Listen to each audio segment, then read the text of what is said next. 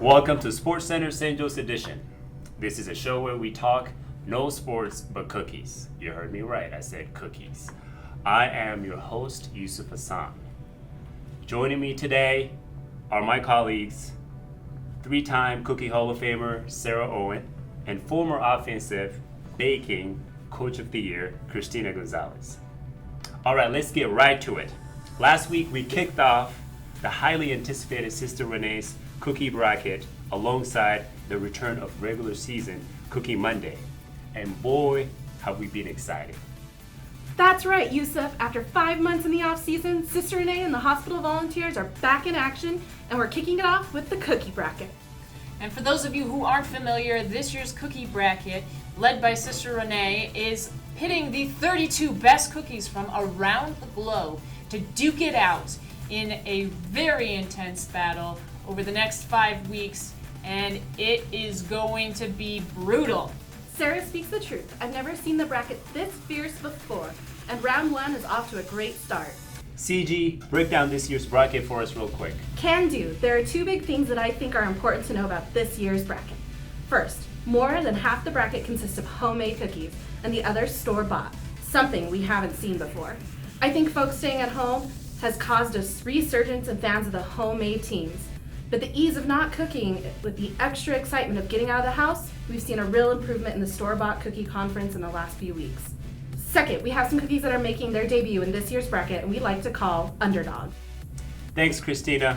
Sarah, any thoughts on the result of the first round of what we lovingly call the round of 32 money cookies? Let me start off this week with the biggest takedown of what has been coined as the Sugar Burger Battle. The Oreo versus Whoopie Pie. Double chocolate cookies on top, cream in the middle, and the Oreo came out with a decisive win of 90% this week. Really edging out that Whoopie Pie. Bit of a shock for me, especially hearing the love for it and the shout-outs in-site leadership.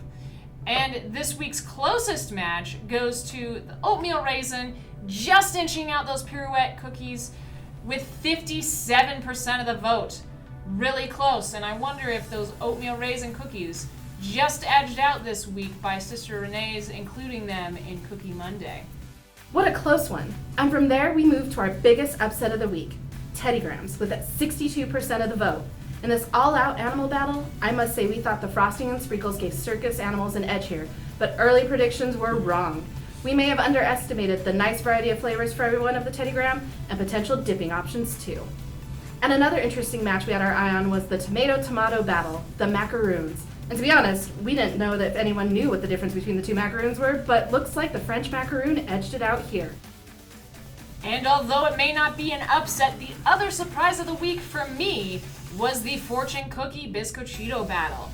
Fortune Cookie I thought would have a little bit more nostalgia for people, especially the bonus fortunes inside, but I think that the Fortune Cookie belongs a little bit more in the bracket of things that taste like cardboard. So really no love lost there for me, but a bit surprised that it only received 31% of the vote here, gang. I'm so happy to see that people really seem to be taking this year's bracket seriously and actually voting for those better tasting cookies. I've never had the Biscochito myself, but it's New Mexico state cookie, it's gotta be good. And as one staff member lovingly wrote in, long live the Biscochito! Man, what an intense first round, and now we move on to second round with the Sweet 16. So remember, the brackets are now locked for submission, but anyone is welcome to participate in the voting for your favorite St. Joe's cookies. And keep an eye out on Monday in your department if you are on that week's rotation for Cookie Monday. With that, folks, thank you so much for watching SportsCenter, St. Joe's Edition, and we will see you next time.